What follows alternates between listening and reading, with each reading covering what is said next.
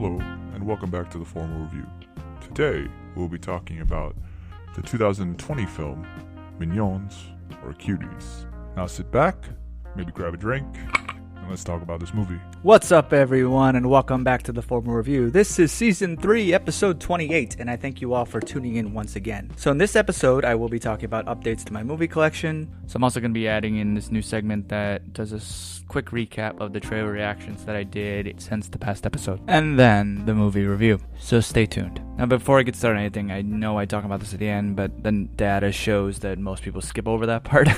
So I do want to reiterate the importance of leaving reviews on your favorite podcast service, because those reviews really help me grow and improve. A lot of you have talked to me offline, but I do really appreciate the reviews that already are out there. If everyone could just continue doing that and putting your thoughts on the podcast out there, or any way that you think that I could grow and make this more entertaining, feel free, and I'll look at them and I'll grow as such. So anyway, I was able to add 3 new Blu-rays to my collection. One was Disney's Into the Woods. I really like this movie. I also really like the story, mostly because as a person who is a big fan of musical theater, this was one I actually performed in twice. So I really enjoyed this movie, and I think there's some good singing in it. I also found The Imitation Game, starring Benedict Cumberbatch. I did enjoy this movie. I do think it's somewhat biopic-y, but I did enjoy it, and I think it does show a important part of the World War II efforts. And then The Infiltrator, and I think this movie actually went to the wayside by a lot of people, starring Bryan Cranston. I've really enjoyed this movie, and I think Bryan Cranston was really forgotten for this movie, so I'm really happy to find this movie because I've always wanted to watch it again. And all 3 of them are under $4 each, so that's a really great deal. And none of these movies are going to be on 4K in the foreseeable future, so I was able to find sales on The Hitman's Bodyguard on 4K, and also a few 4K upgrades for Wonder Woman and Star Wars Episode 7 The Force Awakens from their Blu-ray counterparts. So for all of these movies, I didn't do any episodes on them, so I'm going to give you my quick thoughts. I thought The Hitman's Bodyguard was exactly what I expected from a movie that starred Ryan Reynolds and Samuel L. Jackson, and for that, it worked perfectly. It's not a great movie by any means, but it's definitely entertaining action, and the comedy I think is pretty good. And Wonder Woman is, I would say, one of the top films in the DCEU, and I do really enjoy it. And then Star Wars Episode 7, I enjoy that movie for what it is, but I do think it is mostly nostalgia, and it's just an updated version of the original trilogy. And while that looks nice on screen, it doesn't really get a great film out of it. It's not bad, I just don't think it's the greatest. So Episode 7 is real 4K, but Hitman's Bodyguard and Wonder Woman are fake 4K. And if this is your first time tuning in, basically fake 4K is content that is upscaled from a 2K digital intermediate. And I go into full detail in the prior episode, Season 3, Episode 27, so go check that out for more information. However, like I said in that episode, even if the movie is fake 4K, it still has the most important technical advantage of the UHD format, which is the HDR. So going forward with my movie purchases, if there is a 4K version of the film, or it is planned to be released, that's what I'm going to be buying, like with Hitman's Bodyguard. Again, this also depends on the price of the films, and also the same goes for upgrades as well. So when I upgrade to 4K from Blu-ray, I also look at the audio components and if there is an upgrade in that area, because sometimes Dolby Atmos is on a Blu-ray track, such as with Wonder Woman. With Star Wars, it wasn't, so that is an upgrade as well. So you get a visual and audio upgrade, whereas Wonder Woman, you get mostly just a video upgrade. But again, then you add in the price, and that's why I purchased it. So for those who didn't see my trailer reactions, I did one for the WandaVision and also the trial of the Chicago 7. In short, I like the WandaVision. I think it's going to be a decent series. Mostly I am interested in it because of the character. I think she is one of the most powerful characters in the MCU, but they haven't really tapped into it, and I think this show is going to go into that a little bit more. The Chicago 7 one, I think it's going to be written well. It has a good cast, but I'm not too sold on it just yet. But if you want to check out my full thoughts on those trailers, Go check out those trailer reactions. They're on Facebook, Twitter, the Gram, whatever floats your boat. I also want to promote for the month of October. I plan on doing a few spooky episodes because it's close enough to Halloween. And since there's a lot of them, I have been starting a vote-in competition. And this has mostly been on Twitter. So let me know what movies you want to discuss. As of right now, we are in round 2, and the options are the original Halloween, The Exorcist, Hocus Pocus, Us, Psycho, Misery, The Thing, Scream, Insidious, The Birds, the Japanese version of The Ring, and also American Psycho. So hit up Twitter, it's at The Formal Review, and cast your vote for the films that you want me to talk about. And also you can let me know if you want to come on to talk about these films with me, especially if you really like a certain one. So hit up Twitter and cast your vote.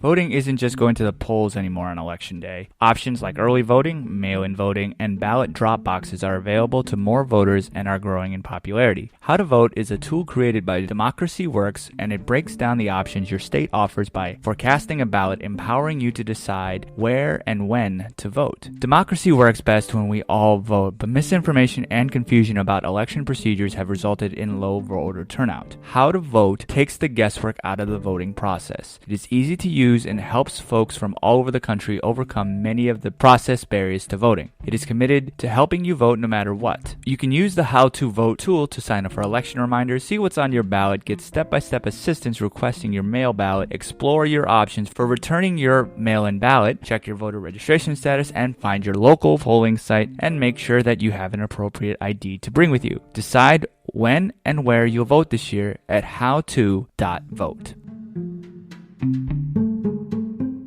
So now on to the movie at hand. Let's relax, grab your drinks, and let's discuss the movie.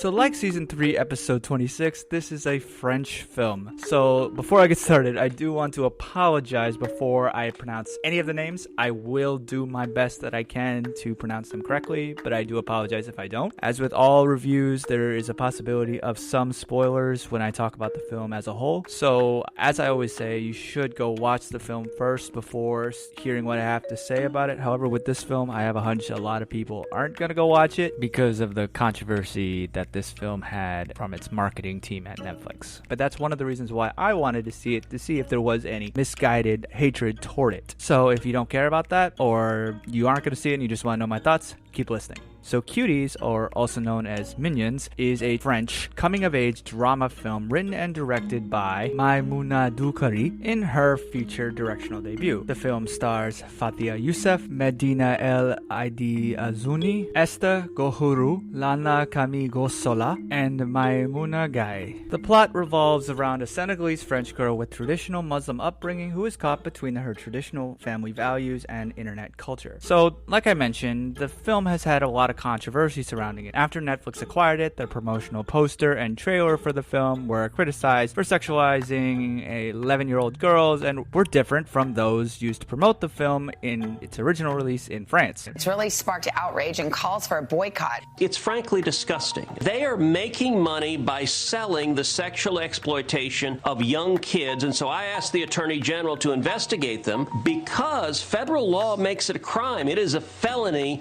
to distribute child pornography. The Parents Television Council, PTC, requested that Netflix remove the film entirely, and there was a change.org petition calling for people to cancel their Netflix subscription, which garnered more than 600,000 signatures. In Latin America, hashtag Netflix pedophilia trended on Twitter prior to the film's Netflix release. In response, Netflix replaced the poster with a new one and stated that, quote, "This was not an accurate representation of the film, so the image and description has been updated," end quote. The director stated that because of the global pandemic, she was focusing on the film's theatrical release in France, and at the time, she was not consulted about the controversial poster unveiled by Netflix. It is important to say that this film does not portray child abuse or glorify pedophilia in any way. It also does not sexualize the characters in any way. And these words have been kind of going around the internet, and they are incorrect. Now, will this film be uncomfortable to watch? Absolutely. But not for the reasons why people are blind hating the film and its director.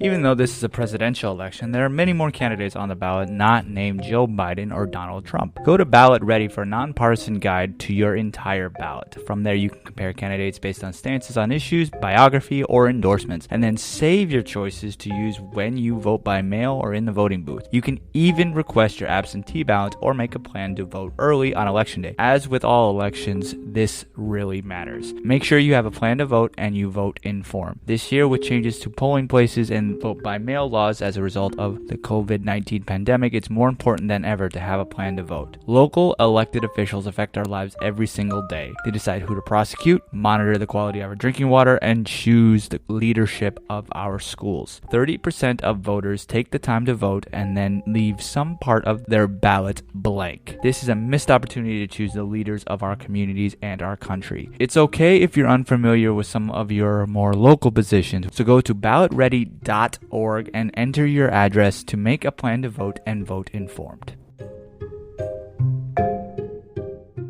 The film is about a young girl trying to figure out who she is. We live in a world currently that has TikTok and YouTube, which obviously has positive and negative consequences. It allows for information to be shared extremely easily, but it can also influence people to do things that may be for the worse. Nowadays, people can learn anything from these places. You can learn how to fix a car, you can learn how to dance, which for any type of dancing, you have to begin at a young age. Well, at least if you want to do it professionally. What if you cannot afford dance school? YouTube allows people of all ages to learn many types of dancing, which includes twerking, like it or not. Now, Ami, like Dukare, is the daughter of Senegalese immigrants living in Paris. When she goes to the laundry room, she meets her neighbor and classmate Angelica. She starts to become friends with Angelica and her friends, who call themselves quote-unquote cuties, and dream of winning a local dance competition. She then starts choreographing dances and changing her outfits to what she thinks is attractive. Guess where she gets this information of what is attractive? This film's version of YouTube. As such, this is when the film can get a little uncomfortable. The dance routines become progressively more explicit, and the camera filming did make me cringe. There is one sequence that lasts an entire minute with upbeat music and close-ups on the girls gyrating, thighs, butts, and stomachs. Again, this is very uncomfortable to watch. However, there was a counselor on set, and the project was approved by the French government's child protection authorities. So this uncomfortable feeling, I think, is what the director was going for, which I confirmed by reading a few interviews by her. The way that these scenes are filmed are precisely how a lot of music videos are filmed. And I'm not advocating for these videos to be taken down to ensure that they aren't seen by young girls, as people should be allowed to express what they feel, either through dance, art, whatever. However, this film does show the importance of having conversations with children. I may not be a father, but I've felt for every parent out there who may have watched this film and really saw their child in this, and kind of can really see the uncomfortable conversations that they may have in the future when their kids are of age, or maybe the conversations that they didn't have, or conversations they did have. I don't know. The film isn't meant to show the girls as sex objects, and honestly, any healthy adult will see this. If someone honestly is into that kind of stuff, though horrific, then they can find that in almost every other film that has an 11-year-old kid in it. Like I said, the dancing is disturbing, but it is purposeful in nature. The film's story is not about a girl defying her parents and dancing when she's told not to. The dance crew isn't even something that Ami wants.